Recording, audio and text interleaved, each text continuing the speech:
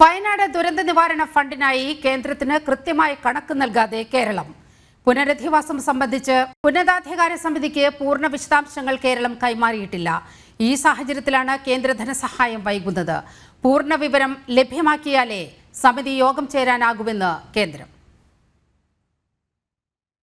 വയനാട് ദുരന്തം നടന്ന് മാസങ്ങൾ പിന്നിടുമ്പോഴും പുനരധിവാസം സംബന്ധിച്ച് കൃത്യമായ കണക്കുകൾ കേരളം കേന്ദ്രത്തിന് കൈമാറിയിട്ടില്ല.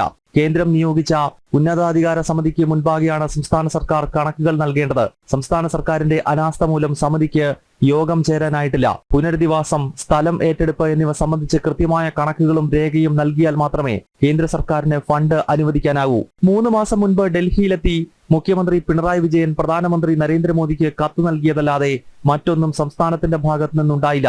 1500 കോടി രൂപയുടെ ധനസഹായമാണ് സംസ്ഥാനം കേന്ദ്രത്തോട് ആവശ്യപ്പെടുന്നത്.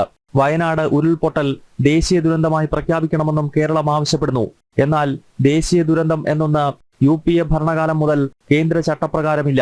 2013-ൽ 10,000 പേർ മരണപ്പെട്ട ഉത്തരാഖണ്ഡ് പ്രളയം ദേശീയ ദുരന്തമായി പ്രഖ്യാപിക്കാനാവില്ലെന്ന് അന്ന് UPA സർക്കാർ പാർലമെന്റിൽ വ്യക്തമാക്കിയിരുന്നു. ഈ വസ്തുതയെല്ലാം മറച്ചുപിടിച്ചാണ് വയനാട് ദുരന്തത്തെ ദേശീയ ദുരന്തമായി പ്രഖ്യാപിക്കണമെന്ന് കേരളത്തിലെ ഇടതു വലത് മുന്നണികൾ ആവശ്യപ്പെടുന്നത്. ജനം, ഡൽഹി.